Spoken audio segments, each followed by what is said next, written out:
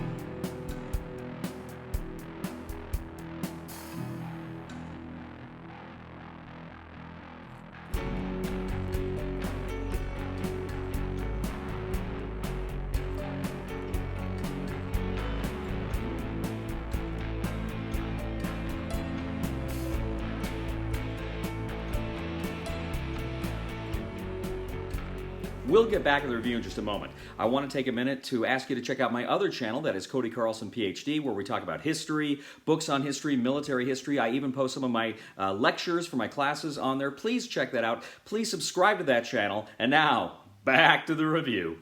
In G.I. Joe Mission Critical from Renegade Game Studios, 1 to 5 players take on the roles of various G.I. Joes as they attempt to thwart the ambitions of evil Cobra, a ruthless terrorist organization determined to rule the world. Now in this game, players can take on the role of either Duke, Stalker, Snake Eyes, Scarlet, or Cover Girl. Players are going to take the corresponding kind of hero cards and the figures for those heroes. Now, players are also going to create essentially the game board, the locations. You put the pit, which is G.I. Joe headquarters, in the middle, and then around the square, you're going to put around the square, around the circle, you're going to go ahead and put 4 different locations. Now, on one side, it's just the location. You can flip it over, and the locations have certain challenges associated with them.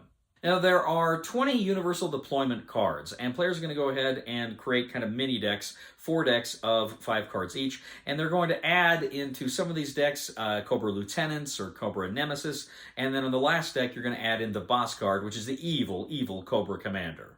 You're going to shuffle each of those decks individually, and then, of course, place them on top of each other so that you'll meet Cobra Commander somewhere toward the end of the game. Now, you're also going to have a power board off to one side, which is going to be where you place your vehicles. You're going to go ahead and put your vehicles out on the in the spaces there for them. You're also going to have your kind of combat board that you're going to place off to the side. You're also going to have Cobra Troopers and Crimson Guardsmen, and you're going to place a token next to them indicating which type of Cobra symbol is going to activate them during the card play. Now, each round has 2 phases. First of all, you have the deployment phase, and then you're going to have the action phase. Now, if you have the deployment phase, what you're going to do is you're going to draw 5 cards. Now, when you draw a card, the card you draw is going to have symbols on it, and that's going to say how many Cobra Troopers or Crimson Guardsmen you're going to place in any specific location. But the location you're going to put them is the top of the next card. So you're going to go ahead and you will have placed markers on each of the locations that correspond to these symbols. So you then go ahead and place the Troopers and the Guardsmen out on those spaces, depending on how you're drawing the cards. Now, if ever you meet a location's kind of figure capacity, and each have a number on it saying how many enemy figures they can have, if they hit that capacity, that space becomes panicked. Now, if ever you have to place more guys on that space, they just go to adjacent spaces, and you can decide that. But also critically, too, if ever you reveal a Lieutenant or a Nemesis card and you put them on that space, regardless of how many figures are there, that space becomes panicked. Once you've gone through and placed all of the Cobra units on the board, then it is now the action phase. Now, each Joe has, in a standard game, 2 actions they can do. Depending on player count, they may have more actions, or maybe some other things going on. But in a standard game, you've got 2 actions. Now, how this works is, first of all, you can move from one location to another. You don't have to be adjacent. You can move anywhere on the board for 1 action. Now, another action you can do is you can initiate battle, and I'll discuss battle in more detail in just a moment. But you can also recover. Now, essentially, the way your cards work in this game, they are kind of not only things you play in order to attack, but they're also kind of your health. And you have a number of shields at the bottom of cards, and those shields vary. Well, if you do a recover action, you can essentially take a number of shields, I believe up to 6 shields worth of cards from your discard pile, mix them back into your deck. You can also claim 1 energy token from the supply. Now, if ever you move to the pit, you can go ahead and power up. Now, how you power up is you can take all your cards, whether they're in your discard pile or in your hand, you can take them, shuffle them up, you get all of your cards back, and you can take an energy token. Now, each Joe can only ever have 1 energy token on their card at a time. Now, when a Joe decides to do battle in a specific location, if there are more Joes there, they're all going to participate in it, but only the Joe that's initiating combat flips over his action token, and he kind of takes the lead Joe token, showing that he's kind of running this operation, he's commanding this particular mission. Now, what you're going to do is you're going to count up the number of guardsmen and troopers in that location, and you're going to lay out up to 4 cards on their on the battle board. You can only ever have 4 cards out there, so you can only ever take down 4 of these guys at a time. But you're going to go ahead and lay out those cards. Now, if they are in a space that, in addition to the troopers, they also have a boss or a nemesis or a lieutenant, you're going to take their cards from their individual decks and you're going to place them along the top row, up to 4 of them along the top row. Now, as these cards come out, some of them are going to have some important keywords. For instance, if it says fast, it's immediately going to go to the front of that, to the left of the line there, and that will activate before the Joes. Usually the Joes will go first, but the fast action will actually allow Cobra to go first. There may be some other keywords on there. For instance, the guard means you cannot attack any card adjacent to the card, either left, right, up, down. You have to take out that guard before you can take out any of those cards around it. The exception is a guard cannot guard a guard, so you could take out any guard that has the guard keyword ability regardless of where they're located. Now, the Joes have to prepare for battle. So what you're going to do is the Joes are going to take a number of cards. Now, they can take up to 5 of their cards. Each of their deck has 10 cards, but they're going to take up to 5. Now, they may not want to take them all because they may take damage, and those cards are going to be their health. So they can select up to 5 cards to take, and you put them out in front of you almost like a tableau so that all of your co-players can see it as well. Now, also, every Joe involved in the battle is going to take their energy token and put it on the power board. You're also going to take 2 energy from the supply and put that on the power board as well. Now, on a Joe's turn, they can play one of their cards. Now, many of their cards will have a power cost up in the corner. Some of them will be 0, so you can just play them. But if there is a power cost, you have to spend energy. Now, Joe cards do have different things. The most common is the attack card. Now, the attack card is going to let you roll a number of die, and it may have kind of specific circumstances where you can roll more or get other special bonuses, but you're rolling the die and trying to defeat the target card. Essentially, you can pick a card anywhere on the battle board, and you can roll die to defeat that card. If you meet or exceed the number of their health value, that card is destroyed, and the figure is removed from the board and placed on the power-up board. Now, the Joes are also going to have some other kinds of cards. They're going to have an ability maneuver card, which essentially usually lets them gain energy or other funky things. Or they may be able to have a reaction. So if something else happens on the board, they can play a reaction card in order to help somebody else or to deal more damage.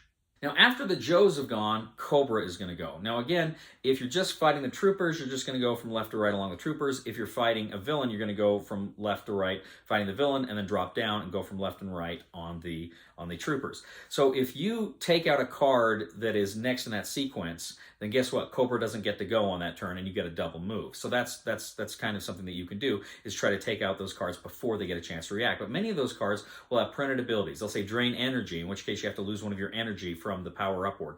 Or they may have things like deal a certain number of damage.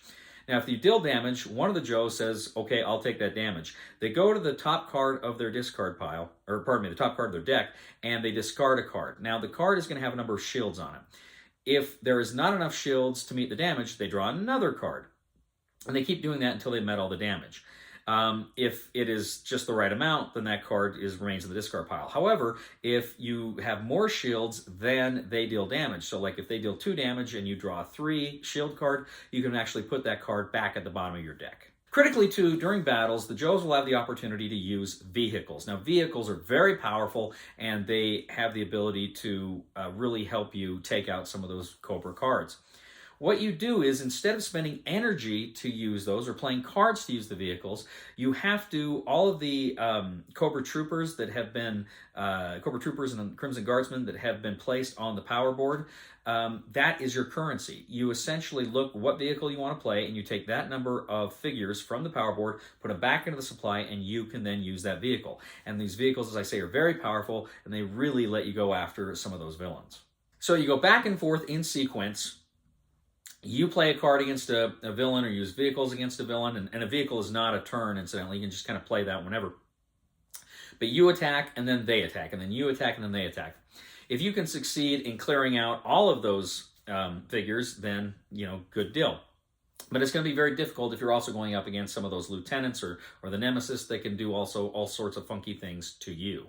Critically, your attacks allow you to roll dice. So you're rolling dice, you're rolling a number of dice, and you're trying to score hits. Now, the cards, too, can also let you manipulate the dice in certain ways, but depending on the number of hits you roll, you can assign damage to the specific target card and hopefully knock it out of the battle. Now, if that area was panicked and you have succeeded in getting rid of all of the figures, you can remove that panic token. But if even one of those figures remains, the panic remains.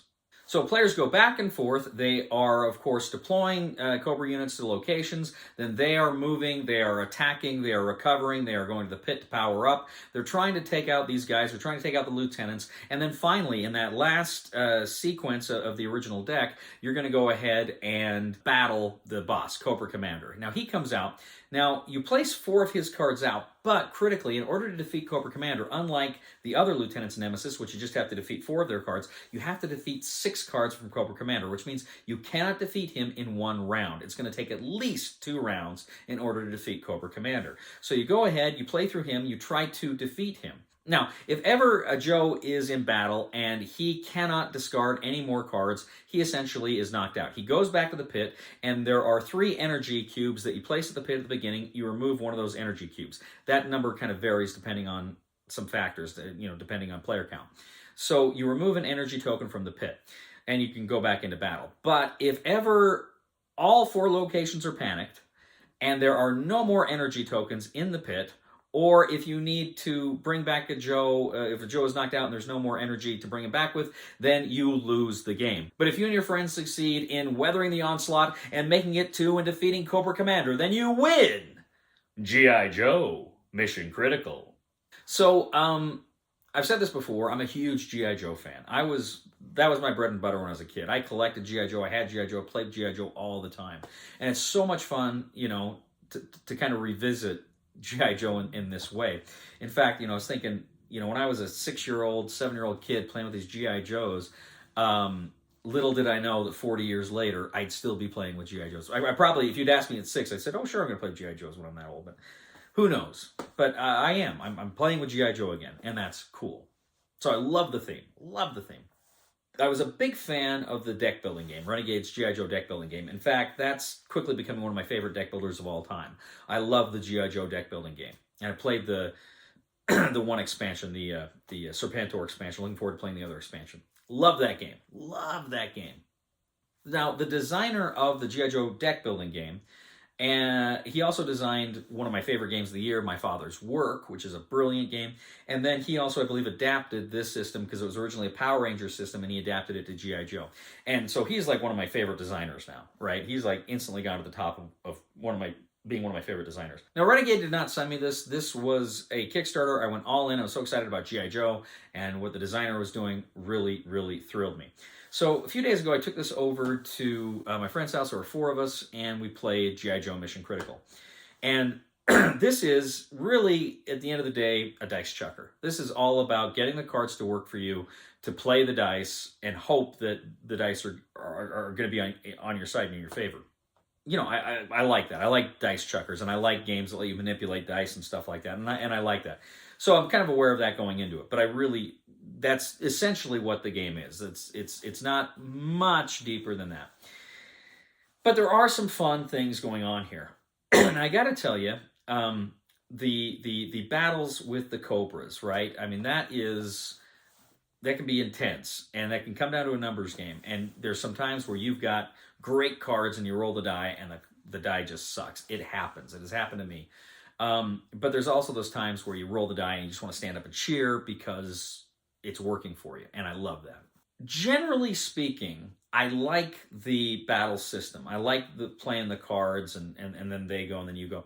I wish, however, that the board itself had some numbered mechanism or something on there to indicate, to make it a little more clear of, okay, there's not a card here, so they don't go, so you can go. I don't know, and I don't know what it would be, but I just wish the board itself had maybe a little more, it was a little more intuitive, right? And I realize as it's just going left to right, left to right. I get that. But sometimes it's hard to keep track of, okay, wait a second, we took him out, but now who goes? We got into that a few times, right? And I played it subsequently solo, and I kind of ran into that again. So I wish it was a little more intuitive that way. And then to the rule book, again, is not the best. It's not horrible, but like I said, I love the G.I. Joe deck building game so much, but it had a lousy rule book. And this one too, the rule book's not that great. Not a very good rule book. So I was pretty upset about that. I wish it had been a little more clear on a few things, or a few little things that escaped me. I went on BGG and posted at a couple of questions, because I didn't quite understand how some of these things were working, and that kind of bothered me. So that's a negative. Now, I got to say, too, though, I really like the vehicles. I like what the vehicles bring to it. That's just kind of that extra poomph, but you got to earn them. You got to put Cobras on the board there in order to earn those vehicles. But those vehicles can be very powerful, and a lot of times they're going to win a battle for you, right? They're very important. As I say, I played this game with 3 other guys, and I played it solo. And I played it solo with 3 characters. I was managing 3 characters, and I thought more than that it'd get a little convoluted. But I was playing the solo game, and I it was okay. I liked the solo game okay. It wasn't bad. But to me, where this game shines is as a cooperative game. The game shines as a cooperative game. I really enjoyed playing this game with other people. I enjoyed the negotiation of, okay, who's going to take the damage? Or, oh, okay, well, I've got this card and can do this. I got this card, I can do this. And some of those cards are a lot of fun. I had this cool Snake Eyes card. It was like a stealth where, like, you could kill a Cobra, and if you succeed, the card comes back to you. It doesn't discard, right? Which was, and I kept using that thing, and that was a lot of fun. It's a cooperative game. It just, I don't know, I ate it up. You felt like a team. This game does a good job of making you feel like you're really in this thing together. Now, on the other hand, there is a bit of a downside with a cooperative, because some of these battles can last a while, and if you're not in the battle, if you're on the other side of the board, well, I guess that's your time to go take a leak or grab something to eat, because they can take a while. So there is some downtime there, and be aware of that. But still, overall, I really enjoyed it as a cooperative quite a bit. It's okay as a solo, but I really think it shines as a cooperative. It was just a lot of fun.